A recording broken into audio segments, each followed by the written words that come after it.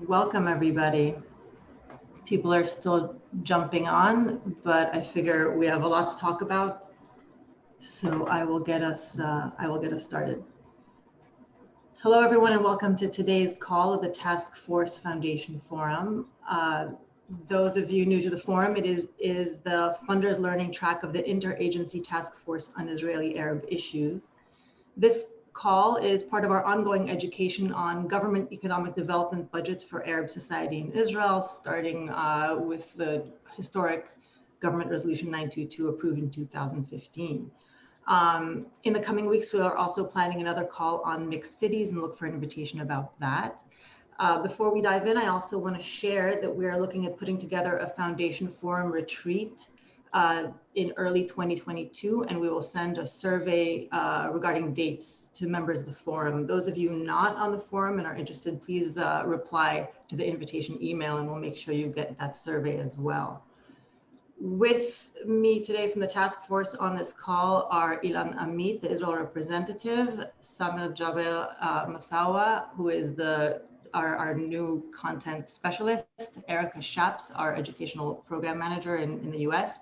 They will be available to respond to questions on chat that may not make it to discussion, though we hope to have a really rich discussion today. We have the first hour or so with our speaker, Yael Mevorach, the director of the Ministry of Social Equality, and the subsequent 30 minutes for discussion among funders as relevant and appropriate. To frame the call and introduce our speaker, I want to invite Ilan Amit, our Israel representative, who has spent a great deal of time in preparation. So Ilan, over to you. Hi, and thank you for joining us. I'm Ilan Amit. I'm the Task Force Israel representative. I just want to say a few words before we begin. I see that Yael is joining us, and probably Adham as well. Hi, Adham. Hi, Yael. Hi. Hi, everyone. Hi, Yael. Shalom. I just want to say a few words before we begin. So we usually meet here to discuss Arab society in quite specific context. I think, if I remember correctly, our previous meeting in the Foundation Forum call was on narrowing gaps in health in Arab society, and the gaps between Jewish and Arab society in Israel. We met with Shlomit Avni, who was back then the department director at the Ministry of Health. We meet here to discuss subjects such as narrowing gaps in education between Jewish and Arab societies, or access to higher education in Israel among the Arab society. Today, this is a bit of a different call, in the sense that we will not be speaking. We will not be talking about one subject specifically, such as narrowing gaps in health or access to higher education. This is a much broader sense of introduction of Arab society, discussing the previous 5-year socioeconomic development plan in Arab society 922, and the next 5-year plan for socioeconomic development in Arab society, known as 923, which will probably have a different name down the road, where we want to discuss socioeconomic development in all fields and not in one specific field, such as education or narrowing gaps in health. Learn from the experience of the previous 5 years, the successes, the challenges in Arab localities, municipalities, regional councils, and hear about the planning of the next 5-year plan. And I would say the satellite plans for that, crime and violence in Arab society, and in reference to other plans, such as, if we'll get there, I don't know if we'll have the time to get there, such as the next 5-year plan in the Bedouin society, or maybe just mention that in a sentence. So I'd like to leave the time for Yael as much as possible. So Yael, please, the stage is yours. Yael Mevorach, Director of the Ministry of Social Equality. And also to say a word of thank you to Adam Daraushe for working on the materials, the presentations, the PowerPoints. Yael, go ahead, the floor is yours. Thank you, Ilan. I hope you can hear me well. Maybe before Adam will get the presentation going, I will say a few words about the Ministry of Social Equality and the new administration that just took office. So the Ministry of Social Equality today is dealing with several issues. The ministry dealing with population, different segments of the Israeli society, elderly people in Israel, and also more specifically Holocaust survivors and their well-being. And so that's one focus of ours. Another focus is young people, ages 20 to 35, and their social involvement and studies, employment, and such issues. So that's the second pillar that we focus on. The third is women, issues concerning gender equality and more women representation in different segments of the Israeli economy, both private and the public sector. And the Arab society, which I will talk more about today, with the authority for the social economic development of the Israeli Arab society. That is for the last 5-6 years now has been in the ministry. And soon, as this new government that just took office decided, we will also deal with the socio-economic development of the Haredi community as well. So it's kind of a speciality of our ministry to integrate these specific segments of the Israeli population across the board in areas concerning housing, employment, education, and many, many more. The ministry today is led by Minister Merav Cohen from Yesh Atid, who was minister in the previous government as well. She was away, in a sense, for 6-7 months, and now just recently returned to the ministry as the minister in charge. At the authority, that was we didn't have a CEO in place, a director general in place for more than 2 years. Hassan Tawafa, I think some of you know him and spoke to him, has taken office 6-7 months ago. So, and we are in the process of kind of rebuilding, in a sense, the authority and its capabilities to handle these very important issues. About myself, I come from the civil servant. I was in the Ministry of Finance for over a decade, where I was deputy director of the budgeting department with Amir Levy. When Amir Levy was chair, so when the first 922 government resolution took place, so I'm well familiar with these issues in my previous capacities as well. And in the last 3 years, I was in London with economic developments in the Middle East, but globally, not in Israel. And just to say one more thing before we start kind of going to the details of what we learned from 922 and also how we plan to tackle the next 5-year plan, is that we think that closing the gaps between the Israeli Arab society and the general population in Israel is top priority for the Israeli government, both in terms of growth, as a growth engine, but also as a very important means of narrowing inequalities in Israel. So these two focus, growth and tackling inequality, is the main goal, and these 5-year plans are a means to get to where we want to get in the long term. Adam, if you can help me out with getting our PowerPoint going, we can kind of dive into the issues at hand.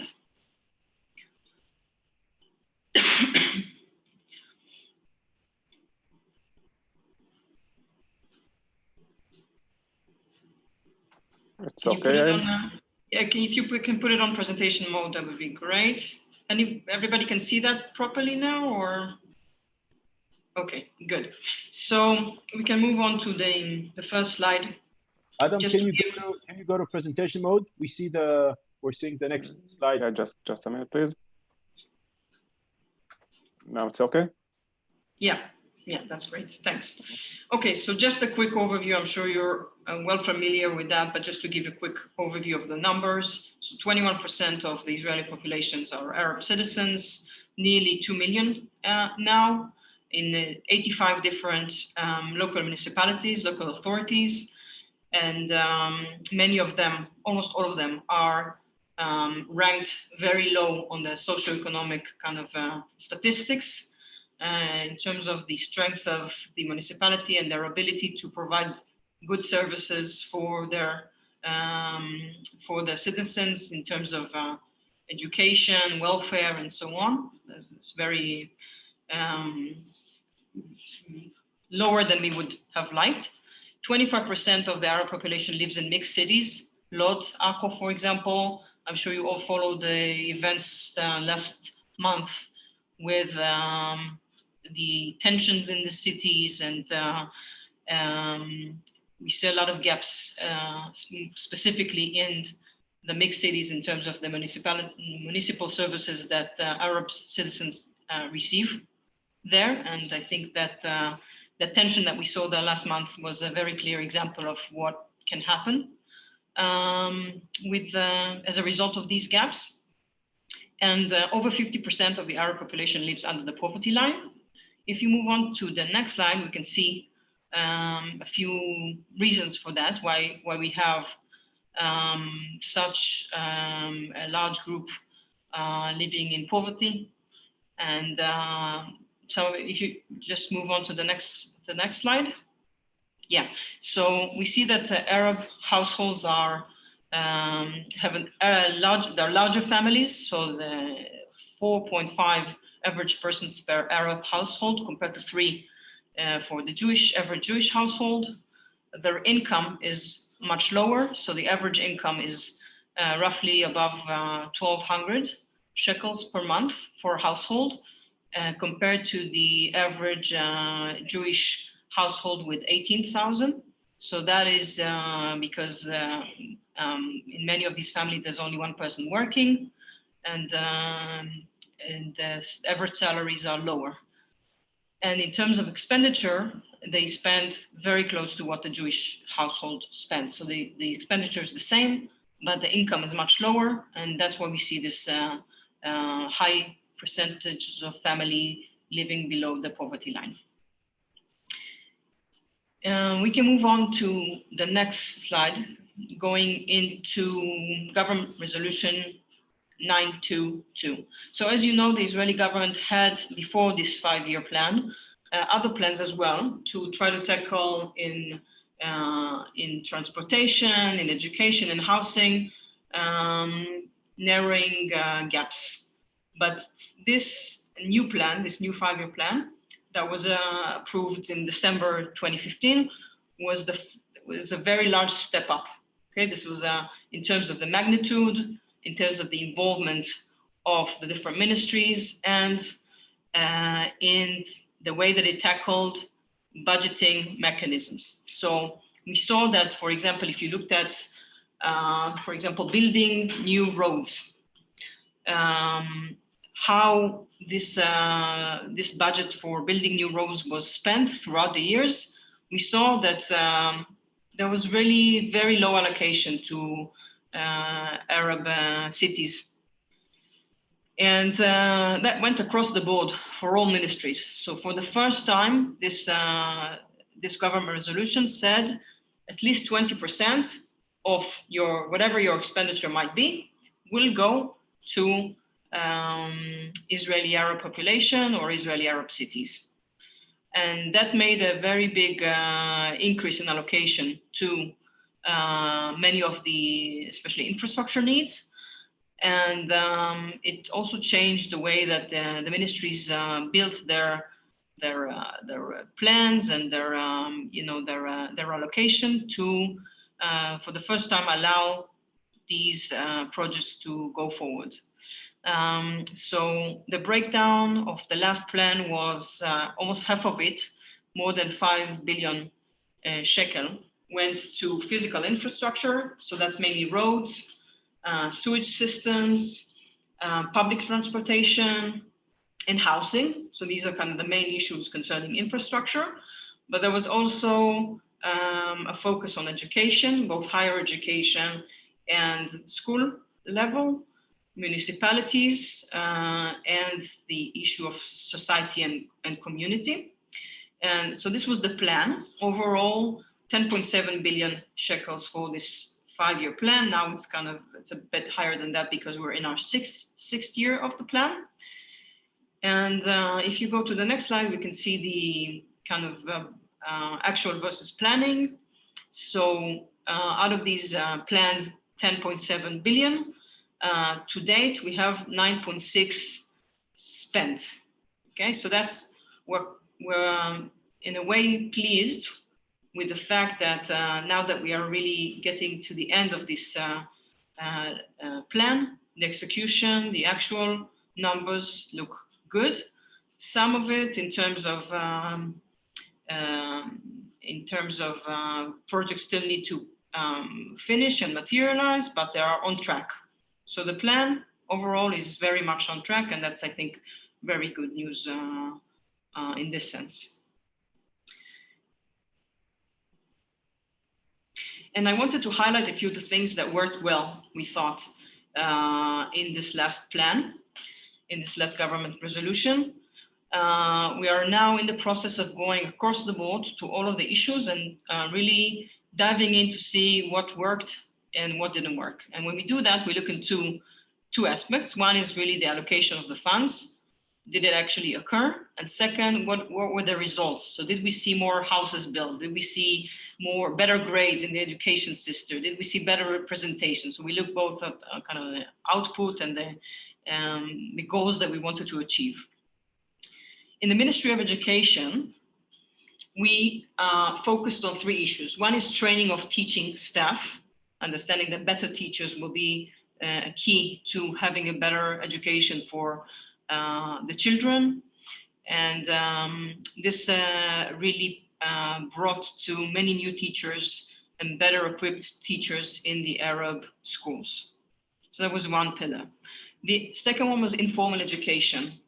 We saw that if you look at kids in Tel Aviv, Ramat Gan, Givatayim, after school, they go to a lot of extracurricular clubs, and they go to kind of coding club and English club, and these gaps were something that was really difficult to close within the kind of formal education system. And this new project called Etgarim rolled out informal education so it's within the school, but it's after the school hours, that allowed us to bring English and softer skills and all sorts of things that were difficult to tackle within the formal education system, and to try to close the gap. This is something that I think was very revolutionary in the last governmental decision. It's working. I would say it's not, there's not that there's much there are some things that need to be improved there, but it's a very strong and important program, the informal education. In terms of the formal education, we saw that there were gaps in budgeting. So if you look at what the average student in, say, elementary school received from the Israeli government in the Arab society, from the Arab society compared to the Jewish, it was nearly half.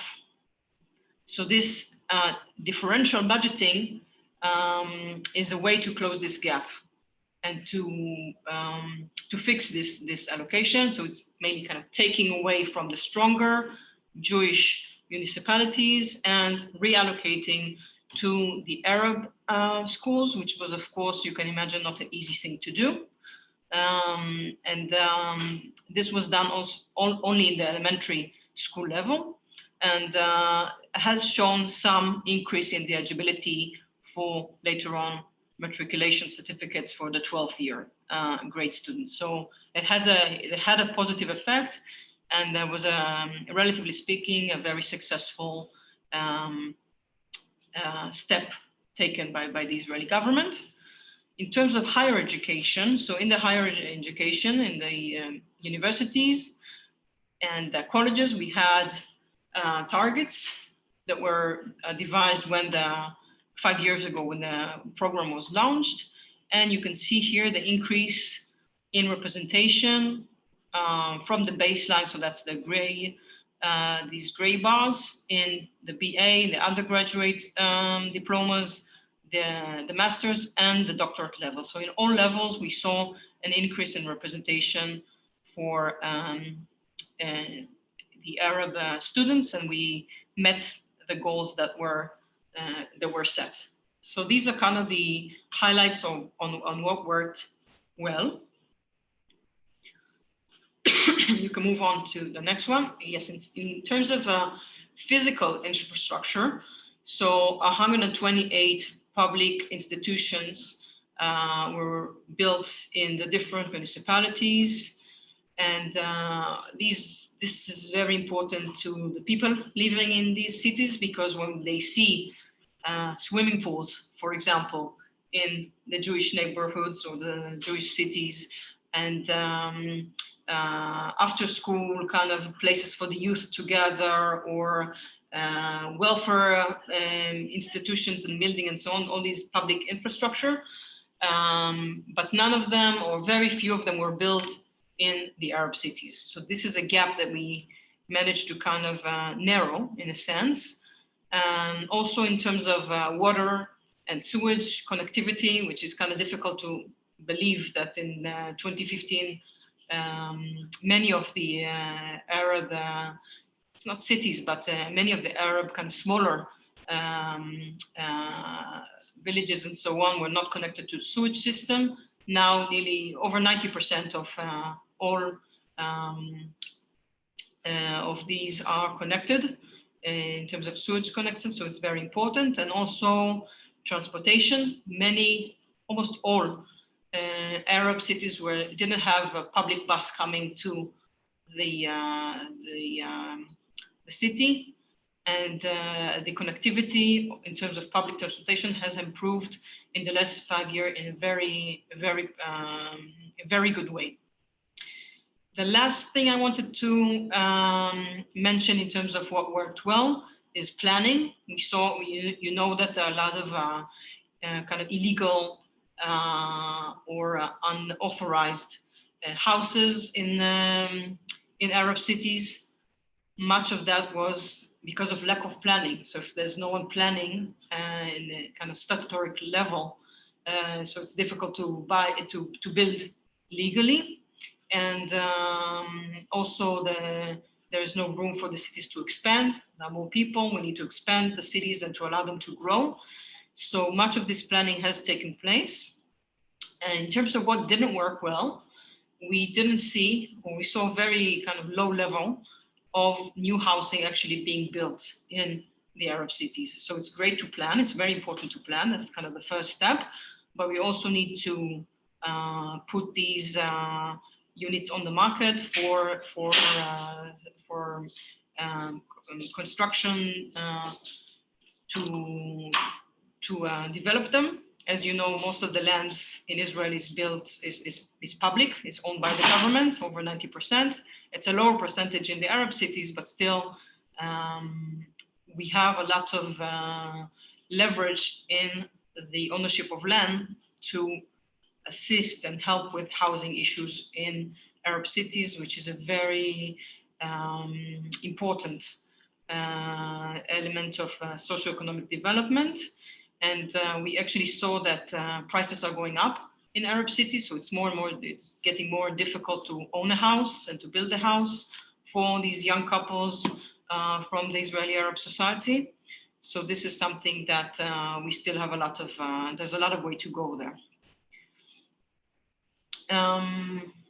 So that's what we wanted to say about the previous government resolution. As I said, it was extended for the 6th year, end of 2020. And we are currently working on the next 5-year plan.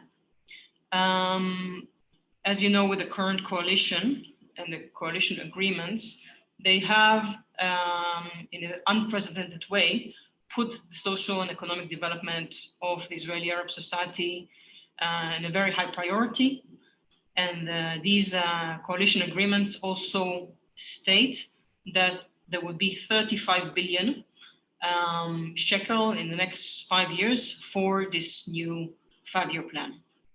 If we want to compare it to what we saw before, this focuses only on the Israeli Arab, but there are also plans for Bedouin citizens and other minorities.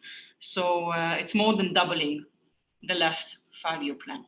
So it's a very strong statement by this new coalition, by this new administration, to go ahead with a new 5-year plan and to not only maintain what was working well in the previous program, but also try and touch many of the issues that were not tackled in that last program. More specifically, I want to say welfare, health, and social issues, because the last program was really focused on infrastructure.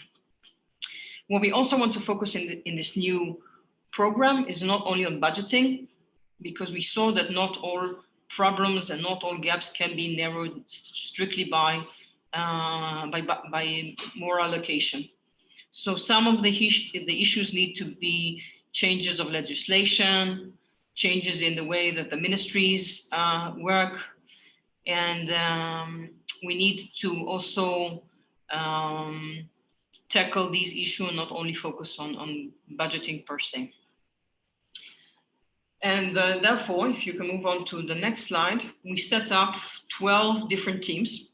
These have been working for the last 3 months now, and all of them are supposed to conclude their work in the next month. So it's really across the board, working with each one of the relevant ministries and the Ministry of Finance and the leadership of the Israeli Arab Society. Not to kind of come up as a government with these plans alone, but also to get the NGOs and the leaders of the society to think with us what would work well and what would not work. And the 12 team focus on the issues that you see here. So it's physical infrastructure, mainly transportation, welfare that was not part of the previous plan, Hebrew language as a very important tool in a sense for both integration but also for employment, education, housing. As I said, there's still housing is a very, very important issue that we have not been able to successfully tackle. And financial inclusion, we see that in terms of financial inclusion, if you look at Israeli Arab household compared to a Jewish household, they have less of them have a bank account, less of them have a credit card, and more specifically mortgages. They're unable to access the Israeli mortgage market. So therefore, only 2% of the total mortgages given by the Israeli banking system goes to Israeli Arab households. It's a very, very low, it's a small, very small amount, and that is due to many reasons. We kind of, I think some of you may heard us talk about this before, but we have a proposition how to get more mortgages to Arab families, encouraged by the government. The issue of health has not been tackled in the previous government resolution as well. We know that there are specific gaps in health systems, for example, children mortality, diabetes, smoking. So kind of when we look at the parameters as well, we see that there are issues that need special plans, special focus from the government to tackle in the health system. So there's a specific team working on that. Industrial areas is something very important to local municipalities. We saw that many of the local municipalities are poor, and they are poor to some extent because the industrial areas have all been built in the Jewish cities. So their ability to kind of get revenues from factories, from plants, and so on, is to some extent non-existent. This was planned in 922, but was very poorly executed. So there's still a gap there that we need to tackle. Employment is obviously key. Okay, how to get more specifically Arab men to participate in Arab women to participate in the labor market. And I can elaborate a bit more on that if you like, if time permits. And also the issue of youth. So we know that today, after COVID-19, kids, young people, ages 20 to 24, 40% of them are not working or studying. And obviously this is something that we must tackle. We have some specific propositions to focus on gap years and how to get this youth thinking about studying, working. Obviously, they're very young and at 18, and there's a special program that we kind of focus on this population. High tech and entrepreneurship. Obviously, in the startup nation, we get higher paying jobs. Engineers working for Facebook and other high tech companies. Making high income salaries. We see more and more Israeli Arab engineers working for these multinational companies. So the trend there is actually good, but we don't see enough entrepreneurship and the ecosystem allowing entrepreneurship for young Israeli Arab with a very good idea, maybe coming from biotech, coming from the many doctors that we have, and we have a good representation in the, as I said, in the higher education, but they don't have the funding to start their own startup, and it's something that we want to tackle. And the last issue is local authorities and their strength and their ability to provide good services for their citizens. So these are kind of the issues that we deal with in this new government resolution. And it would be very interesting to hear from you if you think we've missed something or that you think there are other issues that need to be in focus or how to tackle these when we design the if I may add a sentence before you push forward, just to mention or maybe describe the fact that in many ways, the fact that we can look at those 12 fields of socioeconomic development in Arab society in Government Resolution 923 is a result of the fields and the roads that were paved in 922. Some of the fields wouldn't be even mentioned here in 923 without the previous 5 years, the training, the allocation of funds, some of the joint initiatives such as Mawarid between state and civil society. And in some of the cases, in some of the fields here, this wasn't an issue of improving an existing service. It was a very binary way of work. There was no public transportation, and now there is public transportation. In some of the cases, you literally went from 0 to 1. So worth mentioning it at this point. Very true. Very true. It's a very good point. I think we can stop here actually. And maybe focus on any of these issues that you find interesting, kind of with your questions and your feedback. I can elaborate on any of these if you like. And just to say in terms of the timeline, so this new government will approve, hopefully, a budget, an annual budget, which we haven't done for 3 years now, this August, and then reapprove it in the Knesset in November. This 5-year plan is to go along with the same timeline and to be part of the priorities and and part of the plan for this new government. And there's also a lot of work on the implementation side. So once we get, the first thing we want to do now is get this new plan approved, but also implementing it in the next 5 years is also going to be a challenge. Maybe I'll stop at that and we can dialogue better.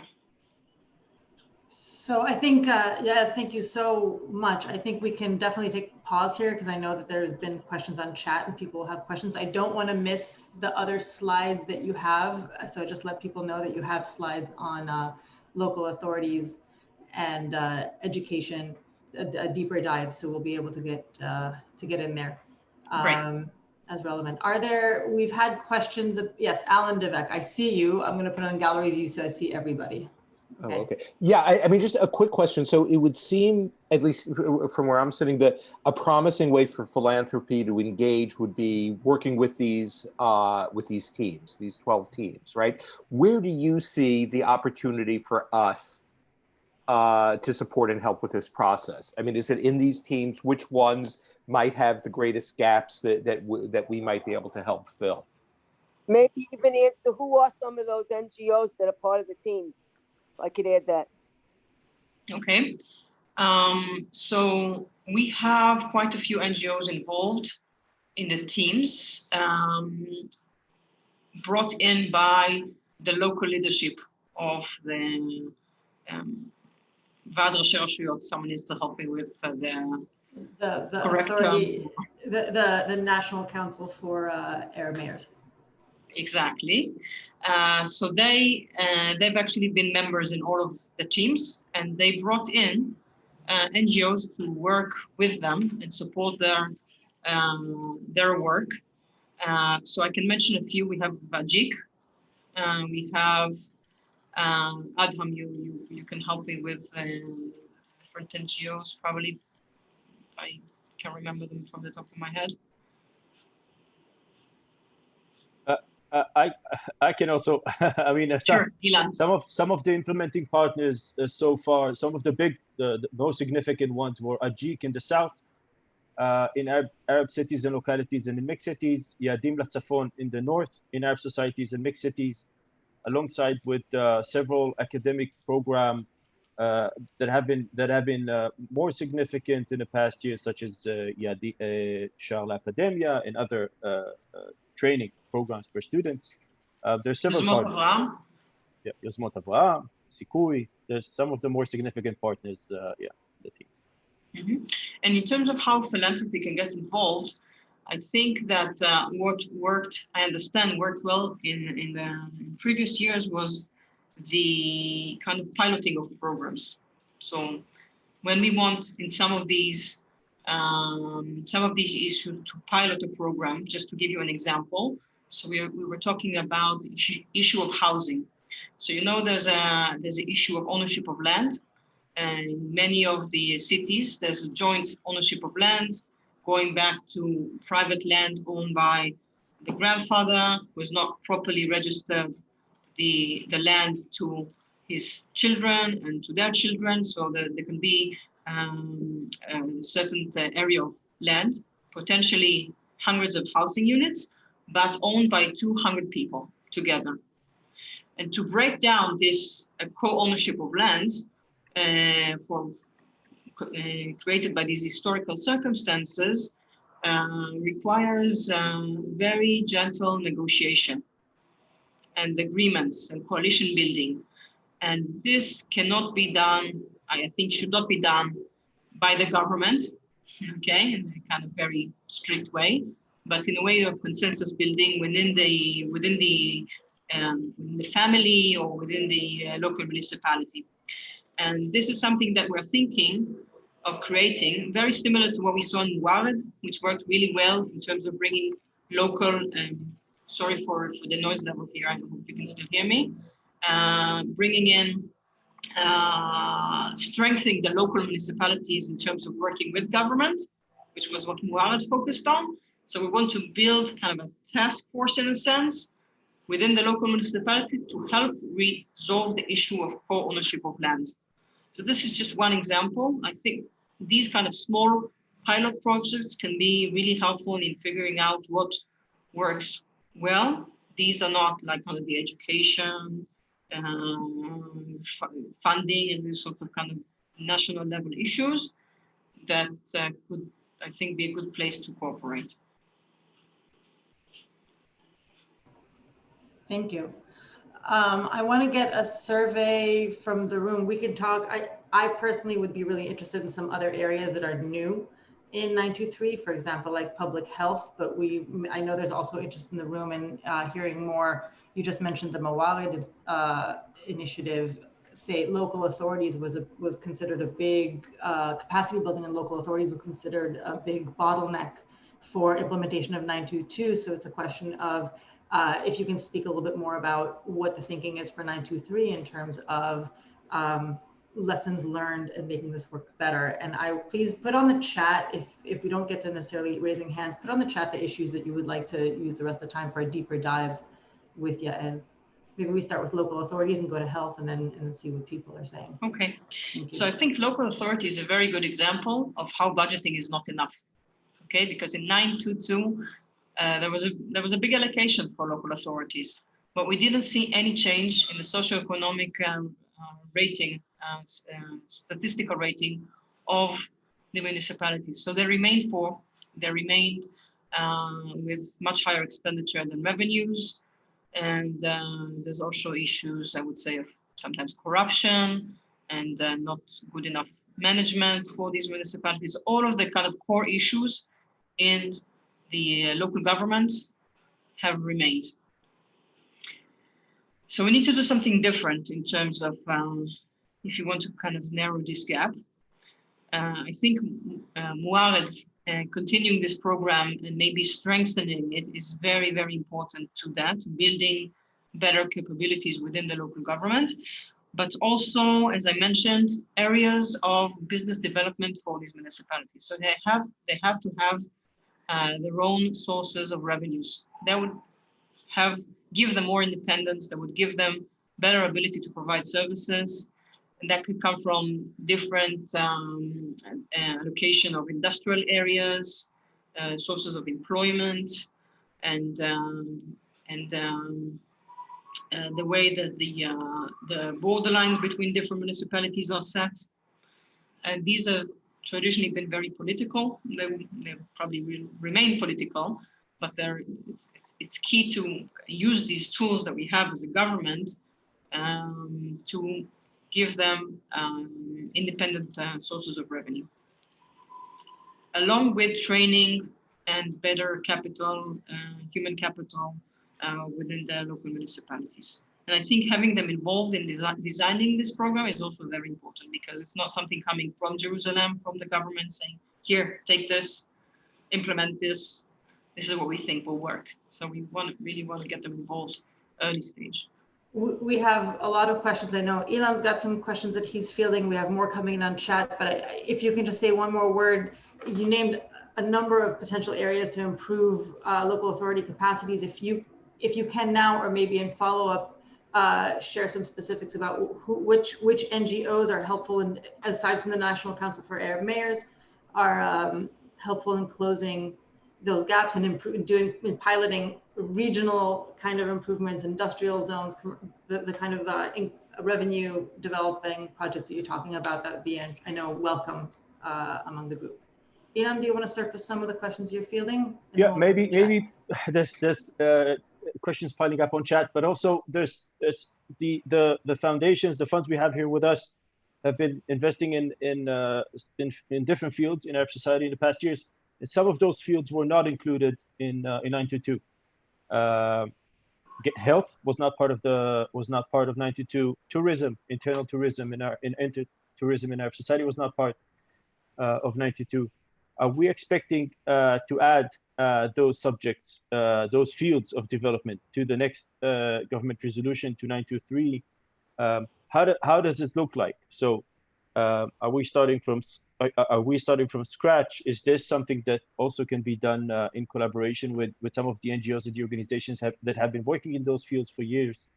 If you can say a few words about that. So health will definitely be there. I think it's kind of agreed that health will be in the next government resolution. We can have a better presentation on health more specifically, if you like, and on this program that was done by many of the very good doctors and chiefs of hospitals from the Arab society, that designed this plan with the Ministry of Health for 2 years now. It focuses on some of the issues, just to mention a few of them. For example, access to emergency health services. So we see that for us, just to give an example, in Tel Aviv, we get the Magen David Adom to come within 2 minutes of every household and get to a very good hospital, giving, I mean, relatively speaking, giving very good emergency services. But in some of the Arab cities, we don't have this coverage, this accessibility of emergency health services. So this is one thing to tackle. You know that in Natseret, there are 3 hospitals, 3 small hospitals. It's a very complex issue. I don't want to kind of dive into that right now, but there's also an issue of our new hospital for the in the north for the Arab cities. And also health services within the community. So we know that, for example, the issue of, just to give you an example, of smoking and of obesity with kids will need to be tackled within the community health services.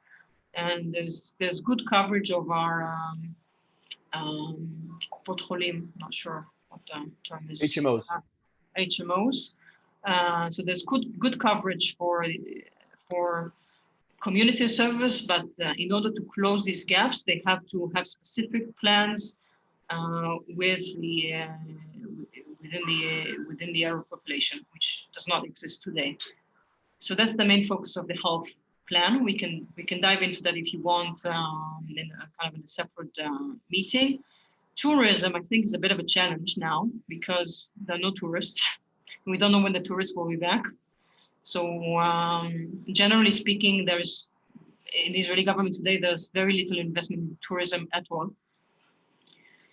And we have to see how things will roll out on the more general level to see if we can also, if it's wise for us at this point to invest in infrastructure for tourism in Arab cities. I think the case for Nazareth is very clear.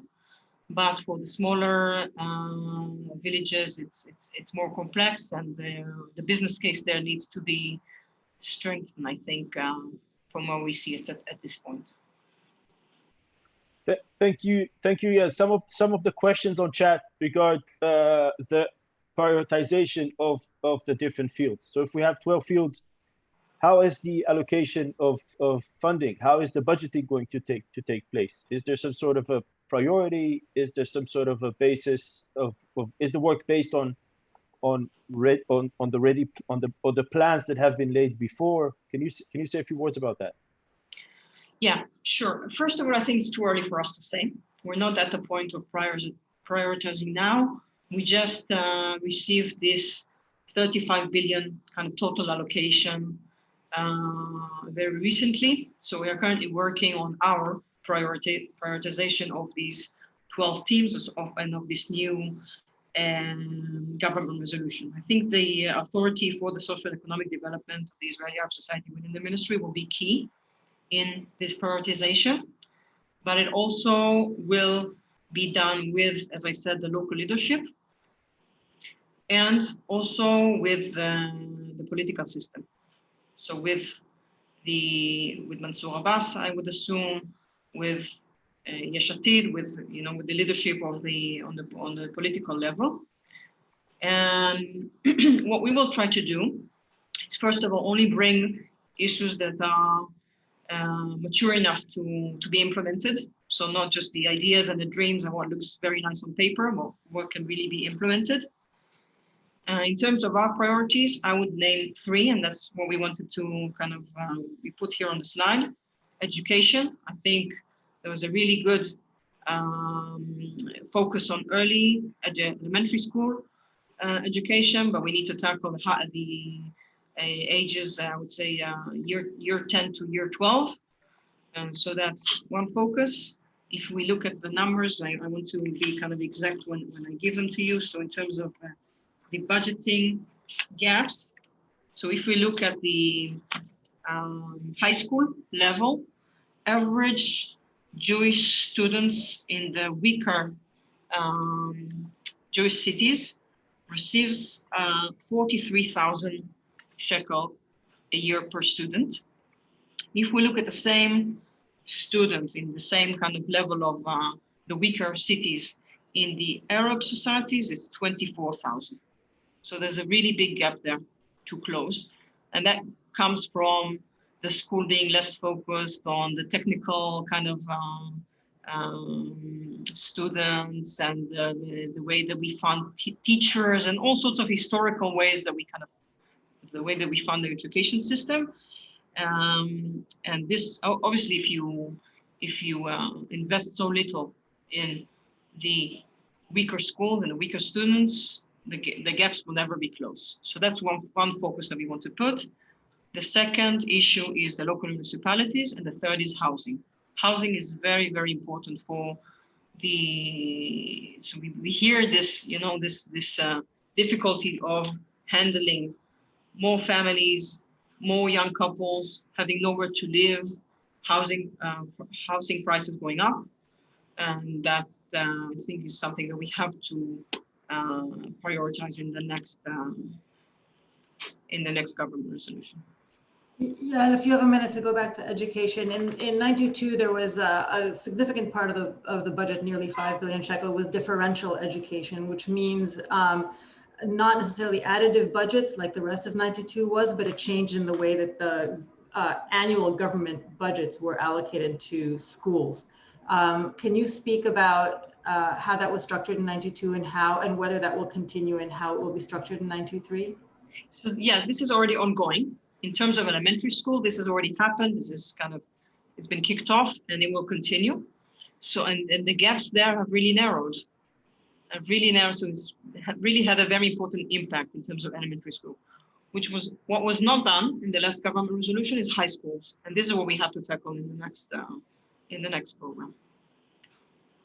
And informal education, which is very important. It's kind of a backdoor to the education system. Right, informal is one of the successes of 922. So I'm curious if a couple of technical questions right now. I know that the committees are in full force and working feverishly to complete the proposals. Can you tell us a little bit about the timeline when you, from what you can tell, this government just got inaugurated, what you can expect, what deadlines you have set to submit the full proposal, how much back to education, is it clear that a differential budget is going to be a part of it? And can you tell us a little bit about the process when you think such a budget, once a budget is approved, this proposal might get approved and start implementation? Yeah, so on education, it's a bit more difficult for me to say in terms of what you mentioned in high school and differential budgeting, because there's a new minister and there's a new director general. So the whole kind of leadership of the Ministry of Education is changing right now. And we have to get them on track. I'm sure we will, but I can't say it in a certain way, as I said, about health, for example, and housing. And the deadline, I would say, is November. So we will have to get this done by November, which is when when we need all coalition members to support. We need 61 supporters for the annual budget plan that would have to take this under consideration. So we might have some flexibility in August. We can come in August, maybe on a kind of more general level, and then come again with in a later stage with a more detailed plan for each one of these issues. By November, everything has to be approved. This is our agenda, but I think also the agenda of some of the coalition members as well. Thank you. We have you for 5 more minutes and we have 3 questions. So I'm going to let you, I'm just going to share them with you and see how you pack them in. One, will there be a focus on early childhood education? 2, education for employment, ages 20 to 40. I know you had some discussion about higher education and then education to employment, and a request to unpack a little bit more the emphasis on local municipalities. I think we talked a little bit about that, but if you can unpack a little bit of the plans, and then maybe we can have an additional call about this in the future. Sure. So in terms of the ages 20 to 30, 20 to 40 employment to age. employment. So one thing is that we're planning what we call a gap year. So a year in which young Israeli Arab can come and learn Hebrew in a kind of informal environment, sometimes volunteer, but not in a way that we know from today, which is 5 days a week volunteering, which many of them, especially the men, are not interested in doing. And also studying and preparing for unemployment. So it's not something that you get a diploma at the end of that year, but it's a program that helps you, first of all, integrate and prepare yourself for unemployment or long studies, some kind of formal studying for unemployment. Either in the university, but also in other colleges, and then sometimes less even formal education. And today we have some kind of programs. Some of them are very successful, run by NGOs. For example, Rothschild Partnership, they have a good program, and Ajik has a good program in the South with the Bedouin community, but a very small scale. So we want to upscale this to a few thousand, hopefully reaching to 10,000 participants in 3 years. It's very aggressive. It's very challenging to get to this goal, but this is the plan for youth. There are also, Rian centers working in different cities for job seekers to help them find employment. And we also have within our ministry a collaboration with Collective Impact to help for targeting more higher paying jobs, so more on the high tech and the multinationals and these sorts of high productivity employment. So that's in terms of the issue of employment. On a younger age, Early childhood. so that there's a bit of a challenge there. I'm not sure if I can say at this point that we will get a lot of focus in the next 5-year plan, because we saw that many of the allocations that we had in the last plan were not utilized, because many of the families would rather send their very young children to either their grandmother or kind of local, in-house, informal. We also heard a lot about the planning issues, the difficulty in actually building daycare centers because of the inavailability of land. And so I'm curious about these two perspectives. On the one hand, we heard that not many were actually built. On the other hand, what you're saying is where they were built, they were underutilized. So what we did is we had every year we had kind of an allocation saying every municipality can access these funds. If you want to build these facilities, you can get 75% funding, for example.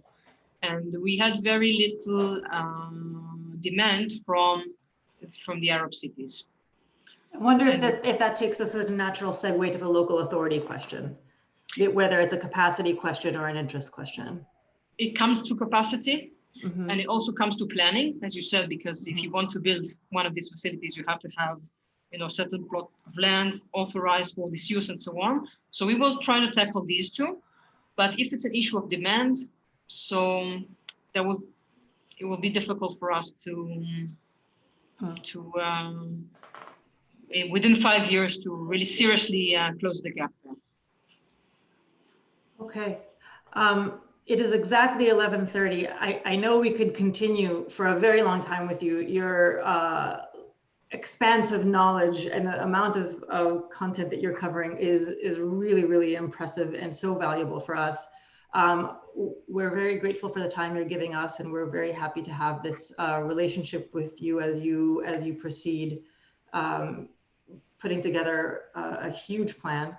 We wish you the best of luck. And if it is okay with you, we will probably send some questions and follow up and be able to continue the discussion and unpack more of the questions over emails.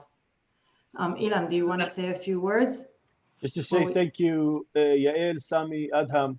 Thank you for the partnership and thank you for your time. and we'll definitely be in touch soon with more questions and ideas for partnerships, for working together down the road. Thank you very much. Yes, and don't leave everybody, because we want to make time for discussion, a follow-up discussion. So thank you again, Yael, Adam, Sami. Really appreciate having you here with us.